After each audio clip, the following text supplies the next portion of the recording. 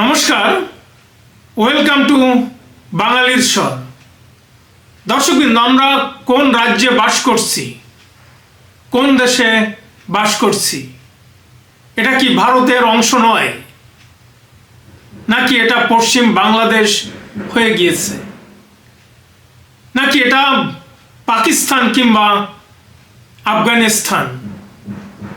এখানে কোন সরকার চলছে? এটা কি মুসলিম লীগ 2 চলছে? আজকে হিন্দুরা এমনভাবে অসহায় হয়ে পড়েছে। এখানে আজকে সরস্বতী পূজা করতেও বাধা দেওয়া হচ্ছে, একের পর এক মূর্তি ভাঙা হচ্ছে।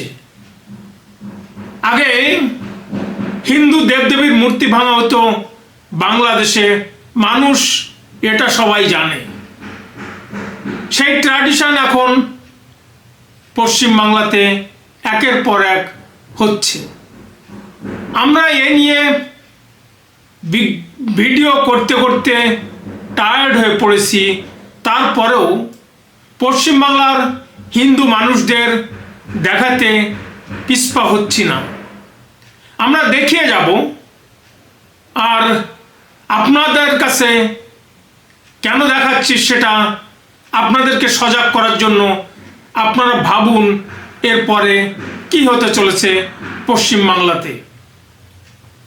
সরস্বতী পূজা শেষ হয়েছে। বালিগঞ্জের সরস্বতী পুজোর থিমে ছিল SIR এর বিরুদ্ধে প্রতিবাদ। অর্থাৎ বালিগঞ্জে রাজনীতিকরণ করা হলো সরস্বতী পূজাকে কেন্দ্র করে।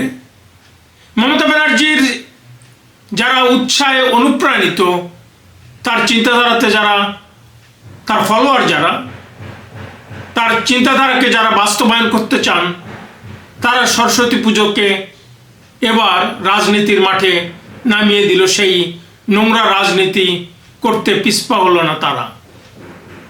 কিন্তু দুর্ভাগ্যের ব্যাপার আর যা ঘটল, সেটা একটা মালদার ঘটনা এবং বারাসাতের ময়না এলাকার ঘটনা। সরস্বতী পুজো এবার রাস্তায় হলো, পুলিশ তাদেরকে ঢুকতে দেয়নি, প্রতিমা নিয়ে স্কুলে পূজা করতে দেয়নি। কি হলো বারাসাতের এই ময়না এলাকাতে, আপনারা দেখুন নিজ চোখে। কোথায় আছে? এই শোনো শোনো শোনো,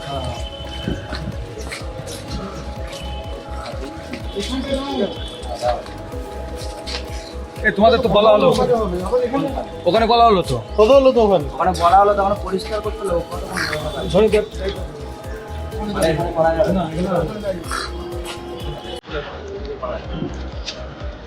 সময় তো বলে দেওয়া হবে, যাও না, কথা বলো না।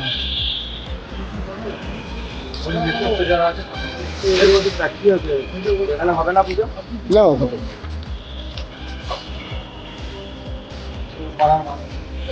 কথা হলো কর্তৃপক্ষ আপত্তি আছে। স্কুলে যারা স্টুডেন্ট তারা তো স্টুডেন্টসরা তো তোমার হিন্দু তো মাইনরিটি, হিন্দু ছাত্র তৈরি করে, এই ডিপার্টমেন্ট ছিল মুসলিম। এবার ম্যাডামকে আমরা বলার পরে মুসলিম মিটিং করি, board meeting. Board meeting naturally যেটা হয় হিন্দু ছাত্র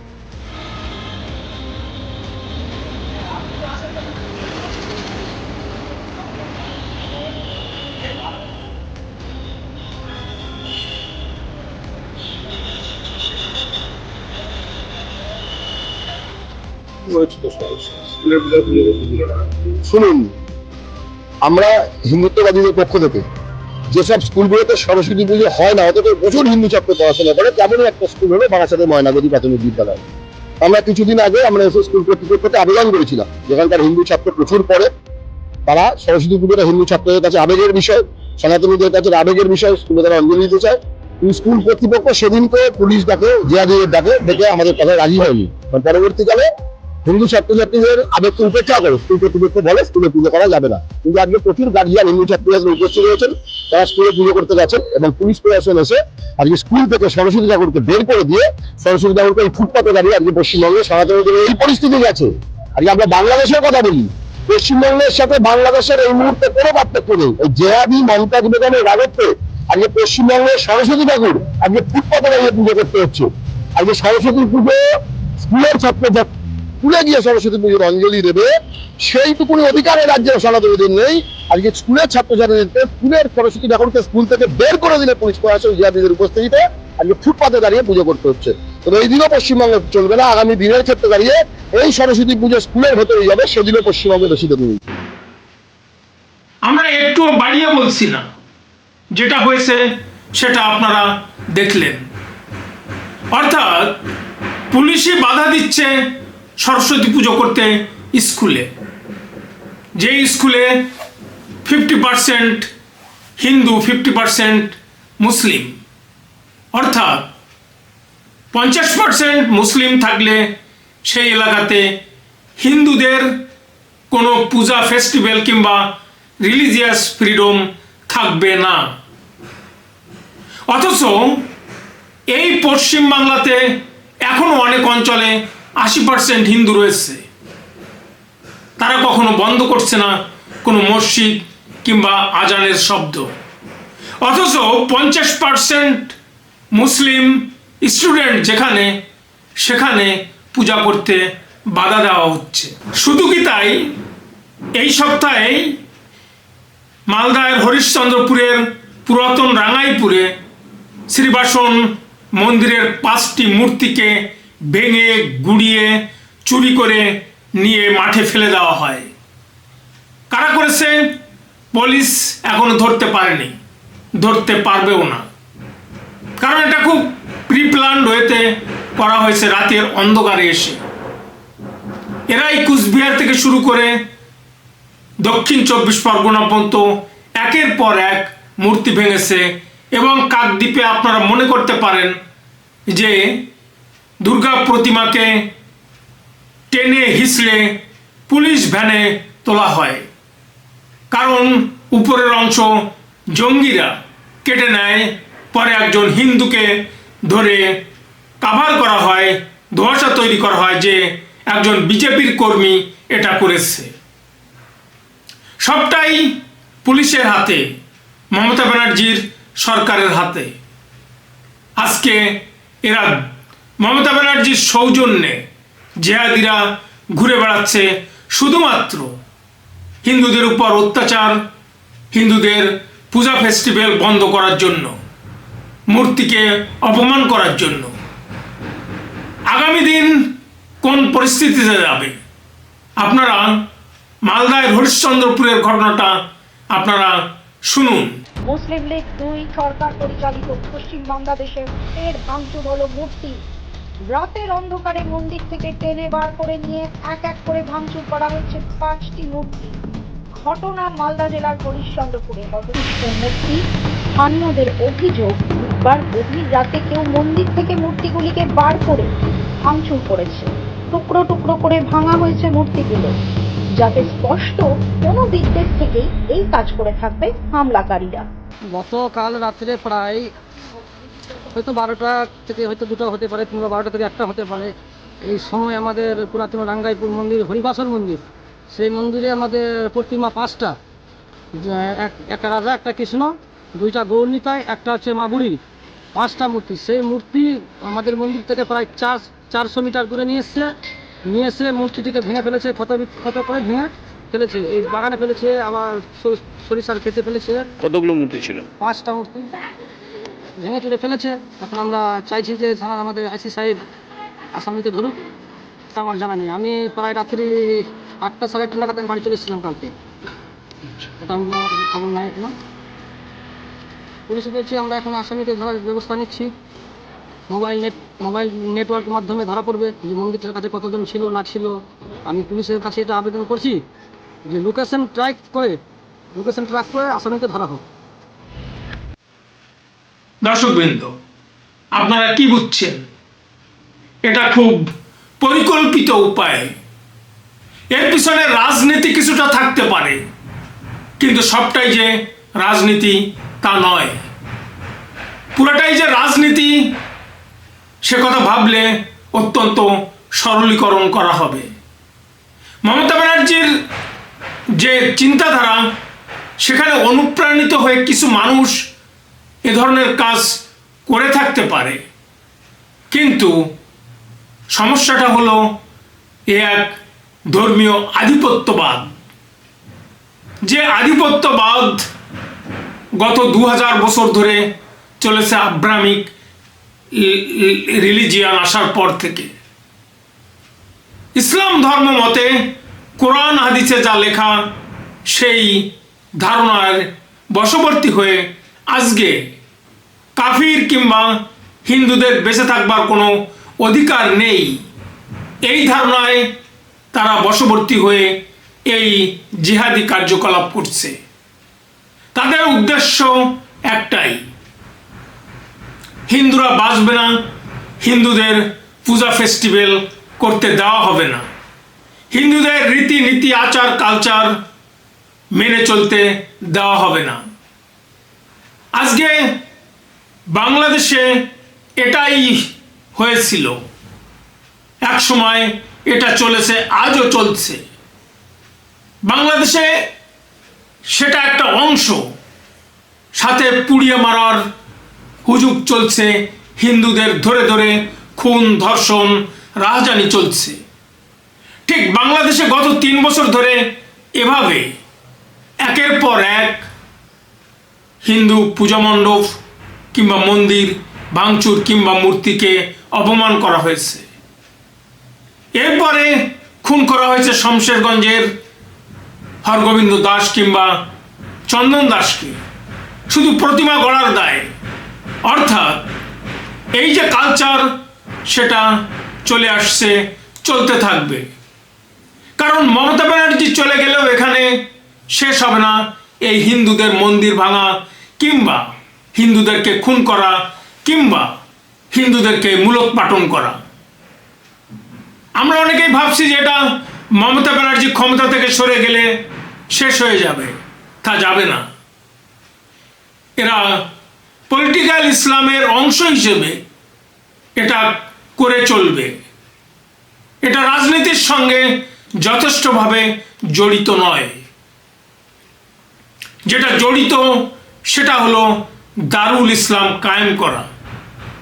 আজকে 33% মুসলমান এই পশ্চিমবাংলাতে, অথচ 50% যেখানে হয়ে গিয়েছে সেখানে আর পূজা করতে দেওয়া হবে না। এটাই তাদের ভিউ। যেখানে তারা মেজরিটি হচ্ছে সেখানে অন্য ধর্মের কোনো স্থান নেই। ওই সমস্ত যেটা ভাইচারা, হিন্দু মুসলমান ভাই ভাই, গঙ্গা যমুনি তেহজিব, বিবিধের মাঝে দেখো মিলন মহান, এগুলি ওদের কাছে এগুলির কোনো ভ্যালু নেই। এগুলি আমরা দেখতে দেখতে বিপর্যস্ত হয়ে পড়েছি, কিন্তু আমাদেরকে ভাবতে হবে এরপর আমরা কোথায় যাব। আজকে যারা সেই রিন্টু পাল কিংবা তাপস বারিকের বাড়ি জ্বালিয়ে দিতে চেয়েছিল, এদের যে আইডিওলজি, সেই আইডিওলজি নিয়ে এই পশ্চিমবাংলাতে তারা কাশ্মীর জেনোসাইডের মতো হিন্দু খুনের জন্য প্রস্তুতি নিচ্ছে। কারণ মোগল এম্পায়ার যেভাবে ধর্মান্তকরণ করেছিল, হিন্দুদেরকে জোরপূর্বক বিয়ে করেছিল, মন্দির ভেঙেছিল, ঠিক একইভাবে তারা এগিয়ে যাচ্ছে, এগিয়ে যাবে। ক্ষমতায় বিজেপি আসবে কিনা জানা যাবে না, কিন্তু বিজেপি আসলেই যে এটা বন্ধ হবে এমনটি নয়। বাংলাদেশে যে আইডিওলজি হিসেবে নোয়াখালীর দাঙ্গা হয়েছিল কিংবা ক্যালকাটা কিলিংস হয়েছিল, ঠিক একই ধাঁচে সামনের দিনগুলির জন্য আমাদের প্রস্তুতি নিতে হবে। হিন্দুরা এটা হয়তো অনেকেই দেখতে চায় না, বুঝতে চায় না, কারণ এর ভিতরে অনেক নাস্তিক হিন্দু আছে, দোগলা হিন্দু আছে, কিংবা আর যারা আছে যারা মন্দিরে ঢুকে ইসলামী গান গায়, হিজাব পরে ঢোকে, তাদের মদতে যারা বাম, সিপিএম কিংবা কংগ্রেসের সেই নেহেরু শাবক, অন্যদিকে জুতো বসুর রেখে যাওয়া বেওয়ারিশ কুত্তাগুলি, এ নিয়ে তাদের কোনো হেডেক নেই। কারণ এরা মনে করে হিন্দু ধর্ম গেন্দা ধর্ম অথবা পচাগলা সংস্কৃতি, আর এরাই হিন্দু ধর্ম কোনো ধর্ম নয় সেটা সুপ্রিম কোর্ট থেকে রায় বের করে নিয়েছে। এদের উদ্দেশ্য একটাই, সেই রাজা রামমোহন রায়ের হাত ধরে ব্রহ্ম ধর্ম তৈরি করে হিন্দু ধর্মকে ভাঙা, হিন্দুদের ডিভাইড করা, এটাই তারা বারবার করে এসেছে, শুধুমাত্র হিন্দুদেরকে এখান থেকে তাড়িয়ে দিতে। এটা কোনো বিচ্ছিন্ন ঘটনা নয়।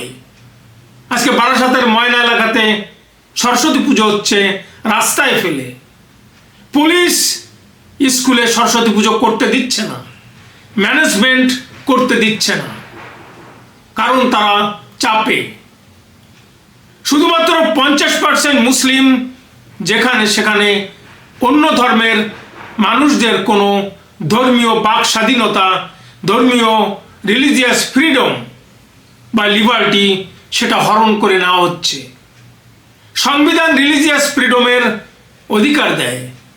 একজন মানুষ যদি হিন্দু হয় সেখানেও অধিকার রয়েছে তার সরস্বতী পুজো করার, কিন্তু আজকে সেই সাংবিধানিক অধিকার কেড়ে নিচ্ছে মমতার প্রশাসনের সহায়তায় জেহাদিরা। আপনারা আর কবে ভাববেন, নাকি এখনো মাথা গুটিয়ে বসে থাকবেন, বালির নিচে মুখ লুকিয়ে বসে থাকবেন?